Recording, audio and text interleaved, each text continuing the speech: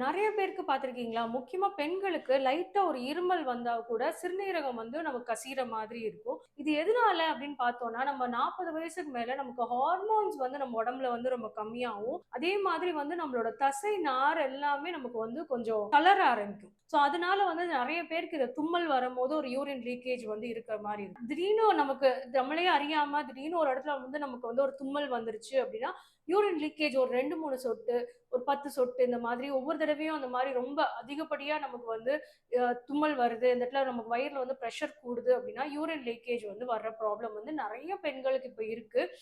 இது என்ன ஆகுதுன்னா, அந்த டிராவலிங்ல நமக்கு ப்ராப்ளம் வருது. நெறைய பேர் வந்து நம்ம டயப்பர்ஸ் யூஸ் பண்ற மாதிரி டிராவலிங் எல்லாமே இருக்குங்க. இந்த மாரி டயப்பர்ஸ் அவாய்ட் பண்ணணும் அப்படின்னா, இந்த லிகமெண்ட்ஸ ஸ்ட்ரெங்தன் பண்றதுக்கு ஹோமியோபதியில ரொம்ப நல்ல மெடிசின்ஸ் எல்லாம் இருக்கு. இந்த இது ஸ்ட்ரெங்தன் பண்ணிட்டோம் அப்படின்னா என்ன ஆகும்னா, அந்த யூரின் போற லீக்கேஜ் நமக்கு வந்து சொல்லுவாங்க பேஷண்ட். ஆமா மேடம், இப்போ எனக்கு அந்த தொந்தரவு இல்ல. நெறைய தொந்தரவோட வருவாங்க. ஒரு 10 தொந்தரவோட வருவாங்க. அதெல்லாம் நம்ம நோட் பண்ணியிருப்போம்.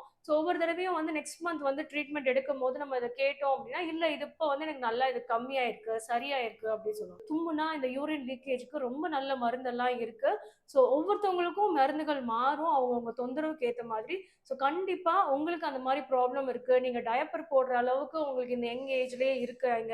ஒரு 40, 50 வயசுலயே உங்களுக்கு இந்த மாரி ப்ராப்ளம்ஸ் வருது அப்டின்னு நெனச்சீங்க அப்டின்னா, கண்டிப்பா நீங்களும் ஹோமியோபதி ட்ரை பண்ணி பாருங்க.